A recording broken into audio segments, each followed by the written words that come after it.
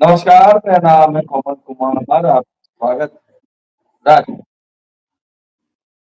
आज जिस विषय पे हम चर्चा करने जा रहे हैं, मौजूदा समय पर मौजूदा परिस्थिति जिस तरीके से दिखाई जा रही है, जिस तरह से बहुजन समाज का एक वोट, एक तबका, एक बड़ा वोट, एक जनाधार कह सकते हैं या कह सकते हैं एक नीला समंदर, जो किसी भी पार्टी की राजनीति को उथल और पुथल दोनों, एससी एसटी ओबीसी और माइनॉरिटी पे हम चर्चा करेंगे।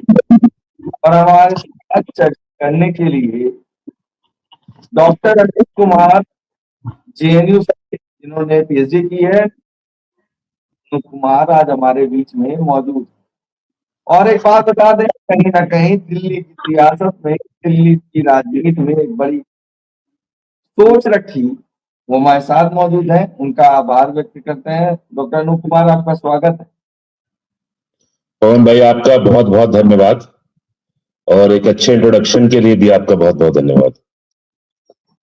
आजाद समाज पार्टी की बात कर लें, और आजाद समाज पार्टी के साथ एक ऐसी पार्टी या एक ऐसा संगठन जो बहुजन समाज में जाना भी जाता है, और उस संगठन का नाम बामसेव रखा गया था, जिसको बाबा साहब के विचारों को लेकर कांशीराम ने शुरुआत की थी। उनके साथ बामन मिश्राम थे। तो विश्राम बहुजन समाज पार्टी से अलग हो गए। उन्होंने अपना एक संगठन तैयार किया। कई राज्यों में चुनाव भी उन्होंने लड़ा है। उसके साथ हम बात करेंगे कि बहुजन मुक्ति पार्टी, क्योंकि विषय ये हो गया है, बहुजन समाज पार्टी या आजाद समाज पार्टी पे बात हो रही है। बहुजन मुक्ति पार्टी एक पुराने टाइम से बनी हुई पार्टी है, जो बावन में इस्लाम की बनी हुई थी। अगर चर्चा में आजाद समाज पार्टी की हो सकती है, तो बावन में इस्लाम की क्यों नहीं? जिस तरह से बहुजन समाज पार्टी का अगर विकल्प बनाया जा रहा है चंद्रशेखर ही क्यों, इस पर हम आपसे चर्चा करेंगे। पवन भाई, बिल्कुल सही मुझे लगता है आपका ये एनालिसिस है इस स्थिति का। और जब हम देखते हैं कि उत्तर प्रदेश में, और फिर अगर इस फलक को बड़ा किया जाए, राजनीतिक फलक को बड़ा किया जाए, तो पूरे देश में बहुजन राजनीति, और खास करके बहुजन राजनीति का मतलब वो राजनीति जो परिवर्तन की राजनीति है, जो बाबा साहब और मान्यवर कांशीराम साहब की विचारधारा वाली राजनीति है, उसके कई सारे दावेदार हैं। अब पिछले कुछ दिनों में या पिछले कुछ एक दशक में, मुझे लगता है, या 5 साल में कहना ज्यादा ठीक होगा, कई प्रकार के ऐसे दावेदार निकल के आए हैं, और जिनमें कुछ कुछ चीजें आपकी खूबियां भी मैं देखता हूं, और वो खूबियां जो हैं वो सारे दावेदारों में एक जैसी हैं। यानी कि कुछ उनके कैरेक्टरिस्टिक फीचर हैं, तो वो कैरेक्टरिस्टिक फीचर आपको सब में एक जैसे मिलेंगे। जैसे जैसे बावन मेश्राम और चंद्रशेखर को एग्जाम्पल ले लें, अगर उदाहरण के रूप में ले लें, तो आप देखेंगे कि दोनों ही लोग अपने आप को मान्यवर कांशीराम साहब की विरासत का सच्चा दावेदार बताते हैं। वामन मेश्राम कहते हैं कि मान्यवर कांशीराम साहब की सोच को वो लेकर के चल रहे हैं, और चंद्रशेखर जी भी यही बात कहते हैं कि मान्यवर कांशीराम साहब की सोच को लेकर के वही अकेले चल रहे हैं। दूसरी चीज जो मैं देखता हूं कि इनके जो वैचारिक, जो इनके भाषण होते हैं या विचारधारा जिस तरीके की ये बताने की समाज में कोशिश कर रहे हैं, उसके अंदर एक आक्रामकता भी आप देखेंगे। वामन मेश्राम की बातों में वो आक्रामकता आपको नजर आएगी, और चंद्रशेखर के बातों में भी, और उनके जो पॉलिटिकल एक्शंस है, जो राजनीतिक कार्यकलाप हैं, उनके अंदर भी वो आक्रामकता नजर आएगी। जी, ये कुछ कैरेक्टरिस्टिक फीचर भी हैं जिसपे मुझे लगता है कि उस पर भी चर्चा करनी चाहिए हम लोगों को। और इससे ये बात भी साबित हो जाती है कि अगर बाबा साहब की या मान्यवर कांशीराम साहब की विचारधारा कोई लोग अपने हकदार होने का दावा कर रहे हैं, तो क्या असल में ये हकदार हैं, या उनकी विचारधारा के नाम पर अपने आप को प्रोजेक्ट करने का, या फिर अपने आप को ज्यादा अट्रैक्टिव दिखाने का और अपने आप को ज्यादा आकर्षक बता करके लोगों को अपने तरफ मोड़ने का काम ये लोग कर रहे हैं, या भ्रमित करने का काम कर रहे हैं। और जो विषय आपने लिया है, मुझे लगता है यहां से शुरू करना चाहिए कि थोड़ी देर के लिए हम लोग मान लेते हैं कि ये सारे लोग, वामन मिश्राम जी, चंद्रशेखर जी, और भी अभी मैं अभी यहाँ शो से पहले मैं पोस्टर देख रहा था जिसमें जस्टिस पार्टी का किसी जिक्र था। हाँ हाँ, तो बहुजन जस्टिस पार्टी संगठन या पार्टी, तो उसने भी अपना कुछ आंदोलन शुरू कर रखा है। तो मुझे लगता है कि कुछ को तो लोग जानते हैं क्योंकि वो पॉपुलर हैं, कुछ को उतनी पॉपुलर तरीके से नहीं जानते हैं, लेकिन बहुत सारे ऐसे फैक्शंस हैं जो अपने आप को अलग 10 लोगों से लेकर 100 या 1000 लोगों को का एक संगठन बना करके अपने आप को हकदार या दावेदार कहने का लगातार कोशिश कर रहे हैं। और इन सब में एक और खास बात है पवन भाई।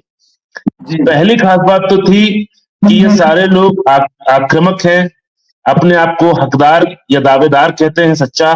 और तीसरी विशेषता यह है कि ये सारे के सारे लोग बहुजन समाज पार्टी या फिर बहुजन समाज पार्टी में एक नया नेतृत्व के रूप में अगर आकाश आनंद जी को देखा जाए तो उनका विकल्प बताने का दावा कर रहे हैं।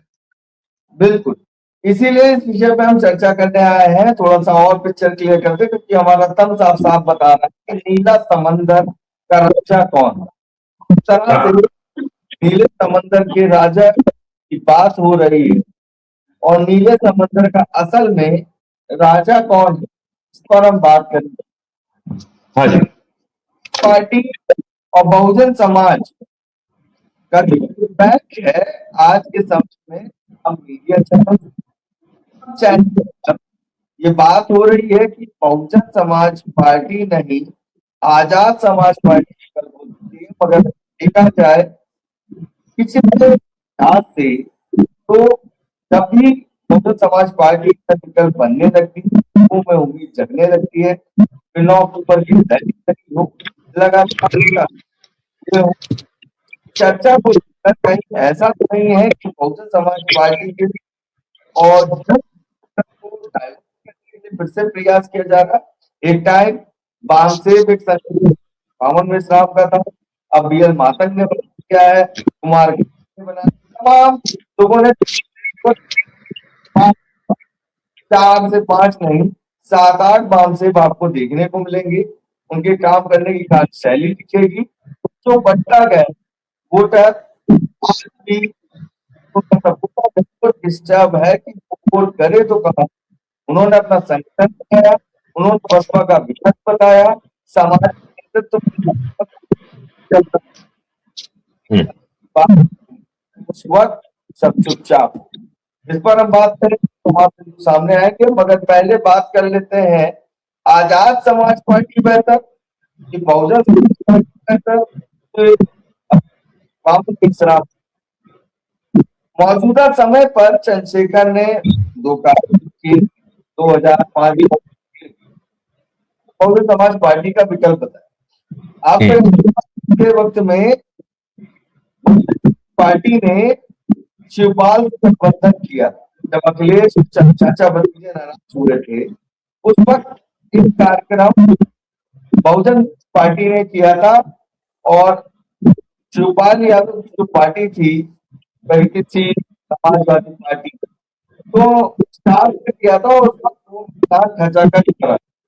मुझे लगता है संख्या करने में चंद्रशेखर को समय लगेगा, और बहुजन पार्टी को कैसे देखते। भाई आपकी आवाज थोड़ी कट रही है, तो अगर मैंने सही आपके सवाल को समझा है तो अगर आजाद समाज पार्टी की बात करें तो देखिए, मुझे लगता है कि सभी लोगों को ये बात पे विचार करने की जरूरत है कि आजाद समाज पार्टी जब अपने अपने काम को शुरू करती है, अपने काम को आगे बढ़ाने का करती है, क्योंकि लोकतंत्र में देखिए सभी लोगों को अपने काम करने का अधिकार है, अपनी विचारधारा को फैलाने का अधिकार है। लेकिन समस्या तब शुरू होती है जब आप उसी विचारधारा का कि एक और राजनीतिक दल का विकल्प अपने आप को बताने लगते हैं। और आजाद समाज पार्टी ने, मुझे नहीं लगता है कि इससे पहले अपने काम को एक लंबे समय तक करने के बाद ऐसा किया है। फॉर्मेशन के उनके बनने के पहले दिन से ही उन्होंने ये कहना शुरू कर दिया, ये प्रचारित करना शुरू कर दिया अपने पूरे प्रचार तंत्र से कि बहुजन समाज पार्टी अभी काम की पार्टी नहीं बची है, बहुजन समाज पार्टी काम नहीं कर रही है, और इस तरीके की बातें कह करके उन लोगों को भ्रमित करा और फिर उसके बाद अपनी पार्टी को पूरी तरीके से विकल्प बताने का काम कर रहे हैं। जबकि मान्यवर कांशीराम साहब जब बहुजन समाज पार्टी बना रहे थे तो मान्यवर साहब एक विचारधारा का, जो ऊंच नीच की विचारधारा, उसके खिलाफ एक वैकल्पिक विचारधारा ला रहे थे। वो किसी एक सिंगल पार्टी के विकल्प बनने की कोशिश नहीं कर रहे थे। तो मुझे लगता है कि आजाद समाज पार्टी इस बात को लगातार जो प्रचारित कर रही है और अपनी यूएसपी के रूप में एक एग्रेशन को, लड़ाई झगड़े की राजनीति को, विघटन की राजनीति को ही मान्यवर कांशीराम साहब की राजनीति बता रही है। तो ये मुझे लगता है सबसे बड़ा झूठ है। नहीं, क्या इसमें ये समझा जाए मौजूदा स्थिति को समझते हुए आज आजाद समाज पार्टी को बताया जा रहा है, क्योंकि नई पार्टी आपने भी बात की कुछ वक्त पहले कि वक्त बेवक्त तमाम पार्टियों को मौका दिया गया और उन्हीं को विकल्प बताया। हाँ जी, हाँ जी। देखिए, मुझे लगता है कि जो बहुजन समाज पार्टी को क्या इतने हल्के तरीके से बता देने के पीछे या उसके खिलाफ राजनीति करने के पीछे एक पूरी व्यवस्था हो सकती है। आखिर बहुजन समाज पार्टी से खतरा किसको है? लोग शायद इतिहास को भूल गए हैं, लेकिन जब बहुजन समाज पार्टी का उभार हो रहा था तो उस उभार के समय इस देश के सभी इंटेलेक्चुअल्स ने, एकेडमिशियंस ने एक चमत्कार के रूप में उसके उभार को देखा था कि पहली बार ऐसी कोई राजनीतिक दल उठ करके खड़ा हो रहा है जिसने बहुत बड़े पैमाने पर कमजोर वर्ग के लोगों को नेतृत्व भी दिया था और उसको जोड़ने का भी काम किया था। और बहुजन समाज पार्टी, जो लोग राजनीति की समझ रखते हैं वो जानते हैं कि बहुजन समाज पार्टी कभी भी कमजोर नहीं हो सकती। राजनीति में चुनाव आते हैं, चुनाव जाते हैं, चुनावों में कभी कम हो सकते हैं, ज्यादा हो सकते हैं, लेकिन एक अकेली मुझे लगता है ऐसी पार्टी है जो कभी भी अपने प्रचंड रूप में सामने आ सकती है। उसके लिए बहुत समय की जरूरत नहीं है, क्योंकि इस तरह की क्रांतिकारी विचारधारा उसके साथ है, एक बड़ा संगठनात्मक ढांचा भी उसके पास में है, तो पूरी तरीके से उभार कर सकते हैं। और ये बात भी लोगों को पता है कि इस देश में जो अलग अलग पार्टियां हैं, चाहे भारतीय जनता पार्टी हो, कांग्रेस पार्टी हो या कोई और पार्टी जो सत्ता में रहे हैं, उत्तर प्रदेश में अगर देखा जाए तो समाजवादी पार्टी है, ये सारी पार्टियां मुझे लगता है जो काम करते हैं सरकार में आने के बाद, वो सरकार के कुछ काम तो करते हैं, लेकिन इस देश की कमजोर जनता के लिए परिवर्तनकारी विकल्प नहीं बना पाते। वो कितनी भी करें, सामाजिक न्याय की करें, सामाजिक परिवर्तन की करें, लेकिन जब सरकार में आते हैं तो एक वैकल्पिक व्यवस्था नहीं दे पाते। उत्तर प्रदेश में बड़े लंबे समय तक कांग्रेस का भी राज रहा है, समाजवादी पार्टी की भी सरकार रही है और भारतीय जनता पार्टी की तो है। और ये बात इसलिए, ये सारे लोग ये बात जानते हैं कि बहुजन समाज पार्टी अकेली पार्टी है और उसकी सरकार में एक वैकल्पिक व्यवस्था, एक विकल्प के रूप में कि कमजोर लोगों के लिए परिवर्तन की व्यवस्था हो सकती है, ऐसा दिखाने का काम बहुजन समाज पार्टी ने किया। और इसलिए मुझे लगता है बहुजन समाज पार्टी कितना बड़ा खतरा हो सकती है सत्ता के लिए भी, और वो सारे लोग जो इस समय राजनीति में परिवर्तन की एक प्रकार का ढोंगी कर रहे हैं, तो उन लोग को इतना खतरा है। और इसलिए मुझे लगता है कि आप देखेंगे कि बहुजन समाज पार्टी का ही के खिलाफ इस तरीके के कई षड्यंत्र आपको चलते हैं। शायद ही आप अगर बंगाल में जाइए तो टीएमसी के खिलाफ कोई टीएमसी बी नहीं मिलेगा या टीएमसी का कॉपी नहीं मिलेगा आपको, लेकिन यहाँ पर कॉपी बनाने की कोशिश इसलिए की जा रही है क्योंकि बहुजन समाज पार्टी एक एक ऐसी पार्टी, एक ऐसी विचारधारा है जो कभी भी प्रचंड रूप में आ सकती है। सत्ता के और स्टेटस को इस पार्टी के लिए बहुत खतरनाक भी है, और इसलिए वो लोग इसके लिए एक प्रकार के, मैं तो कहूंगा कि फेक आईडीज की तरह है। जैसे फेसबुक पे हो तो आपकी बात को और थोड़ा सा पुख्त कर दूं कि 2022 में बहुजन समाज पार्टी एक सीट जीती, हाँ हाँ 18 सीटों पर सेकंड रनर अप रही है, 348 पर थर्ड प्लेस बना है। वहीं पे 18 जगह पर सेकंड प्लेस बनाया है और फर्स्ट प्लेस एक सीट पे रही। जब चुनाव अपने स्तर से लड़ रही थी, गठबंधन में लड़ रही थी, और बहुजन चुनाव को लड़ने में कम से कम वोट जो पाया वो 1,18,73,000 प्लस। वहीं आगे देखे ऑल इंडिया मजलिसीन, वो किसी में सेकंड और थर्ड नहीं रही, मगर वोट 95 सीटों पे लड़ी, 4,50,000 वोट उसने पाया है, जब वो विकल्प के तौर पर नहीं देखी जाए। इसी में आजाद समाज पार्टी जो विकल्प बता रहे हैं 111 सीट पे लड़ी, किसी सीट में थर्ड और सेकंड प्लेस ना पाना, उसके बाद विकल्प बताना, तो ये राजनीति हो रही है। देखिए, तो सही है, बहुत अच्छे तरीके से आपने इस चीज को रखा और बहुत सही आंकड़े भी दिए हैं। मतलब इसमें मुझे लगता है बोल भाई आपने तो आंकड़े बता दिए, उसमें आंकड़ों में भी जाने की जरूरत नहीं, क्योंकि आप एक चीज देखिए, 1,19,564 वोट पड़े थे आजाद समाज पार्टी को 2022 के विधानसभा चुनाव में। तो इसमें बोलो मुझे लगता है कि एक चीज हम लोग को सोचने की जरूरत है कि आपने बहुत सही बात कही कि विकल्प आखिर कोई बनता कैसे है। बिल्कुल, अगर आपको लगता है कि भाई आज एक पार्टी ऐसी है जो काम नहीं कर रही है, मान लेते थोड़ी देर के लिए कि आपका सारा एलिगेशन और सारा इल्जाम उसके खिलाफ सही है, तो ये दावेदारी कि मैं उसका विकल्प हूं, ये कहीं से तो साबित होगा। अभी आजाद समाज पार्टी को शुरू हुए बहुत थोड़ा समय भी हुआ है, और उतने में ही उनका सीधे ये बात कहना कि आजाद समाज पार्टी एक सही में दावेदार है इस पूरी व्यवस्था बहुजन विचारधारा का। और अभी तक वोट परसेंटेज तो आपने दिखाई दिया कि कितना कम संख्या में उनको वोट मिला है, और मुझे नहीं लगता कि अभी इतना भी वोट उनको मिलता है विधानसभा में कि उसको गिना भी जा सके।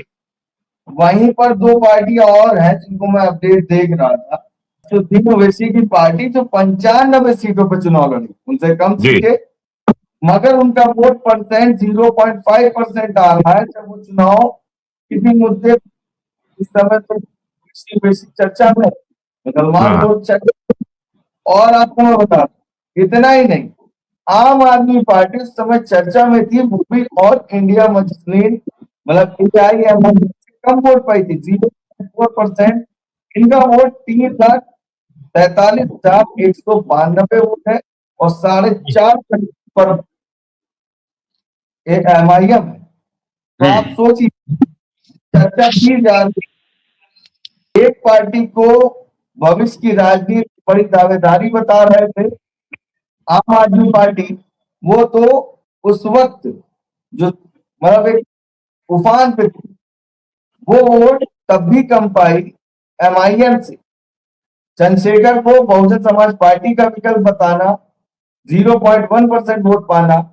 असदुद्दीन ओवैसी एक बड़े नेता है, मुस्लिम समाज में एक बेहतर जानकार व्यक्ति, और बहुजन समाज की भी बात करते, जय भीम जय भीम जय भीम का नारा उनका है।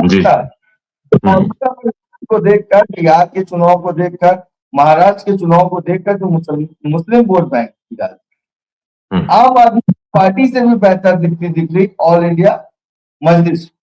अब बताइए, क्या ये एक षड्यंत्र है, राजनीति है कि Bahujan Samaj, SC ST, OBC और माइनॉरिटी अगर एक साथ खड़ी हो जाएगी, ये तीसरा मोर्चा बन के आएगा, तो ये प्लान चल रहा है क्या?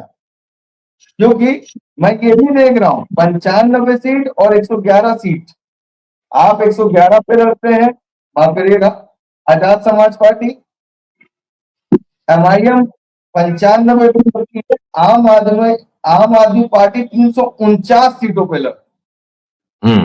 बेहतर विकल्प कौन हो सकता है?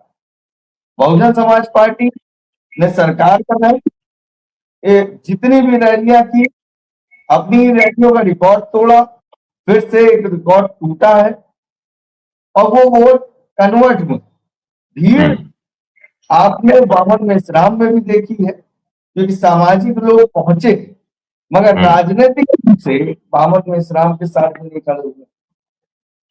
आजाद पार्टी चंद सालों की बनी हुई पार्टी है, एक सांसद, उसकी भी हम बात करेंगे, वो सांसद कैसे हुए, उस चुनाव को मैंने बड़े रूप से देखा है, उस पर भी हम बात करेंगे।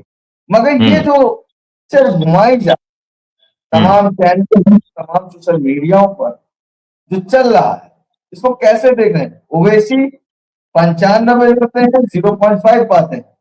आम आदमी पार्टी 349 सीटों पर लड़ती है, 0.4 वोट पाते हैं। वहीं पर अपना अगर कमेरावादी पार्टी का भी आप देख लीजिए, 3 में रनर अप रहा है, 6 सीटों में चुनाव लड़ेंगे, 3 पर, और एक बड़ी बात, 2 लाख अपन तो 0.3% समाज पार्टी को विकल्प बताते हैं, आम आदमी पार्टी को। तो कैसे देख रहे हैं पिक्चर? मतलब जो पिक्चर मैं देख रहा हूँ और खुलती जा रही है।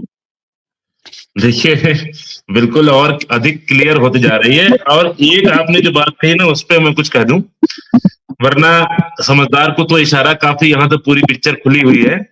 जो भीड़ वाली बात भाई आपने कही कि भीड़ आती है, देखिए पिछले कुछ दिनों से आजाद समाज पार्टी के कई सम्मेलनों को मैं देख रहा था, और मैं खास करके वो सारी फोटोज जो आती हैं, जितने वीडियोज आते हैं, उनको भी मैंने देखा। और क्योंकि हम लोग भी ग्राउंड पे रहते हैं, तो मैंने ग्राउंड से भी सारे लोगों की जानकारी ली कि भाई कितने लोग थे, कैसी रही मीटिंग। इस तरीके का जब मैंने एक तरीके का एम्पेरिकल स्टडी किया, क्योंकि तबीयत से तो मैं एक रिसर्चर भी हूं, तो मैंने 2-3 चीजें उसमें पाई। पहली कि जैसा आपने कहा कि भीड़ दिखा करके अपने आप को विकल्प बताने का राजनीति आजाद समाज पार्टी या वामन मेश्राम जैसे लोग कर रहे हैं। अब भीड़ का क्या गणित है? देखिए, भीड़ में जब कोई कार्यक्रम होता है, बहुत सारे ऐसे लोग होते हैं जो उस कार्यक्रम में जाते हैं और अलग अलग कारणों से चले जाते हैं। कभी किसी के बुलाने से चले जाते हैं, पहली बार भी लोग चले जाते हैं। कुछ हमारे गांव में या हमारे गांव के आसपास कार्यक्रम हो रहा है तो जिज्ञासावश भी जाते हैं, या कभी सुन लेते हैं कि कोई नेता आ रहा है तो उसको भी सुनने चले जाते हैं। और इसके लिए जरूरी नहीं है कि आपके पास जितनी भीड़ आ रही है, नंबर 1 पॉइंट कह रहा हूं मैं, कि जब जितनी भीड़ आपके पास आ रही है वो आपका वोटर है या सपोर्टर है, ये बिल्कुल तय नहीं होता है। तो अभी मेरे घर के पड़ोस में या घर के पास में या मेरे गांव में कोई नेता बड़े आ रहे हो, किसी भी दल के हो, तो मैं भी उनको सुनने जाऊंगा, और ऐसा होना भी चाहिए। तो ऐसे बहुत सारे लोग होते चले जाते हैं, तो भीड़ आपकी भीड़ है, ऐसा नहीं। लेकिन क्या करते हैं ये कि पहला काम तो करते हैं कि उसको पूरी तरीके से प्रचारित करने की कोशिश करते हैं कि ये भीड़ उनकी फॉलोवर है, ये भीड़ उनकी फॉलोवर है। ये ऐसा कहना ही अपने आप में पहली बात तो एंटी अम्बेडकराइट है। तो जो लोग आते हैं वो तो सुनने आ गए, बहुत सारे लोग बुलाने से आ गए। अच्छा, बहुत बार क्या होता है कि ये बात आपको भी पता है और हमको भी पता है कि टारगेट भी दिए जाते हैं अपने कार्यकर्ताओं को। भैया आप टारगेट है, भीड़ बढ़ानी है, फलाने नेता आ रहे हैं तो अब भीड़ बढ़ानी, इसलिए इतने लोगों को आपको लेकर के आना है, तो टारगेट के रूप में भी लोगों को कभी कभी लाया जाता है। तो पहली बात तो ये कि भीड़ आपकी सपोर्टर नहीं। दूसरी बात क्या करते हैं कि भीड़ के साथ भी मैनिपुलेशन किया जाता है। मैनिपुलेशन क्या किया जाता है कि फोटोग्राफ्स ऐसे लिए जाते हैं, आप पत्रकार हैं, इस बात को खूब अच्छे समझते हैं कि खास एंगल से ली हुई फोटोज और खास तरीके से ली फोटोज में भीड़ का एक विजुअल इंपैक्ट आंखों पे आ जाता है कि हाँ, लगता है कि बहुत सारे लोग हैं। और पिछले कुछ कार्यक्रमों में, खास करके आजाद समाज पार्टी के कार्यक्रमों में, मैंने देखा कि भीड़ को एआई से मल्टीप्लाई भी किया गया, क्योंकि उसके बीच में कई बार भीड़ जैसे एक सीमा तक है, उसको हाँ मल्टीप्लाई कर दिया, तो वो बहुत क्लियरली अगर थोड़ा ध्यान से देखेंगे लोग तो समझ जाएंगे कि ऐसा मैनिपुलेशन हो रहा है। अब बात समझ में आती है कि आखिरकार इतना मैनिपुलेशन कौन है। इसमें सिर्फ भीड़ का मामला नहीं, इसमें एक पॉइंट में जोड़ना चाहूंगा कि भीड़ को इतना ज्यादा दिखाने की आपकी क्या जिज्ञासा है, मतलब इसके पीछे उद्देश्य क्या है। जैसे कि 9 अक्टूबर को बहुजन समाज पार्टी की रैली हुई थी। मुझे नहीं लगता इस देश का कोई भी व्यक्ति इस बात को नकार सकता है वो कि इस देश की सबसे बड़ी रैलियों में से एक। तो लेकिन वहां पर बहुजन समाज पार्टी का कोई स्टेटमेंट, धन्यवाद जरूर दिया गया कि भाई हाँ ये है, बहुत अच्छा, लेकिन कहीं भी बहुजन समाज पार्टी की कोई भी दावेदारी नहीं थी कि देखो देखो इतनी भीड़ आ गई है। कार्यकर्ताओं ने की होगी, समर्थकों ने की होगी, लेकिन बहुजन समाज पार्टी को ऑफिशियल स्टेटमेंट नहीं, कितनी भीड़ आ गई तो इसका मतलब ये हो गया कि हमारा सबसे बड़ा वो चीज हो गया। भीड़ के प्रति इतना इतना जो लगाव है और उस भीड़ को दिखाने के पीछे मंशा ये है कि इस भीड़ से लोगों को अट्रैक्ट करना है कि देखो देखो हमारे लोगों को सुनने के लिए इतने, हमारे हमारे को हमारे तो ये जो मैनिपुलेशन है भीड़ के साथ, ताकि अगर बाराबंकी में कोई भीड़ बुलाई जा रही है तो भीड़ दिखा करके लखनऊ में लोगों को ये किया जाए कि भैया कि इतने साथ आ रहे हैं, इसलिए आप लोग भी हमारे साथ आओ। हम लगातार बढ़ते जा रहे हैं। एक तो ये बात बताई जाती है, उसके बाद अपनी ताकत को भी रिप्रेजेंट किया जाता है कि भाई हमारे अंदर इतनी ताकत है, हमारे नाम से इतने लोग आ गए हैं। जबकि मैं आपको बताऊं, मुझे लगता है कि पॉलिटिक्स अगर किसी ने किया तो बहुजन समाज पार्टी ने की है। उसका एक साइलेंट काम रहता है कि लोगों के बीच में जाना, कार्यक्रम को तैयार करना, कैडर देना, ये रहा। और यही मानवर कांशीराम साहब का टेक्निक है, ये मेथोडोलॉजी है, क्योंकि हमारे ताकत को नहीं तैयार की जा सकते हैं, क्योंकि परिवर्तन की राजनीति है, लोगों को तैयार करना पड़ेगा, उनके बीच में जाकर के, गांव गांव जाकर के। तो ये पॉलिटिक्स होना चाहिए, ये मानवर कांशीराम का आपका राजनीति है। लेकिन ये कुछ ये लोग जो भीड़ दिखा करके कर रहे हैं, इसका मतलब ये है कि ये पूरी तरीके से एंटी मानवर कांशीराम साहब है, इसलिए लोग भीड़ को इतना महत्व देते हैं। तो भीड़ का भी पॉलिटिक्स है कि इस भीड़ को किस तरह से रिप्रेजेंट किया जाए सबके सामने, ताकि लगे कि बहुत महान कार्य हो रहा है। और इसी प्रकार से आप देखिए कि शाम का भी यही हाल है। हाँ जी बताइए। लगता है भीड़ तो मेले में भी होती है, राजनीति में भी होती है, मगर समर्थन किस ओर जाता हुआ दिख रहा है। अभी तक जो समर्थन वो बसपा के साथ दिखा। नगीना चुनाव की बात कर ले तो जहां पर लोकसभा का चुनाव हुआ, इंडिया बनाम इंडिया अलायंस बनाम एनडीए हो रहा था। बहुजन समाज पार्टी के जो प्रत्याशी थे वो चले गए नगीना से बिजनौर, प्रत्याशी आए, अधिकारी के थे। उसके बाद एक एज फैक्टर था, तो भाजपा को जिम्मेदारी ना देना, लगातार साल से चंद्रशेखर का कार्यक्रम करना, और पूरी जो मैंने जानने की कोशिश की, पत्रकार होने के बाद आपकी जानकारी और मजबूत होने की कोशिश की है। तमाम वहां के आसपास बने हुए चैनल्स हैं, उन सभी को लगाया गया और चुनाव को चंद्रशेखर ने बखूबी सीरियसली लिया। बसपा के प्रत्याशी के बिहाफ पर चंद्रशेखर जहां भी जाते थे, जो लोग जहां से भी आए थे, जिन राज्यों से आए थे या जिन जिलों से आए थे, चंद्रशेखर के चुनाव में उनकी भीड़ दिखाई।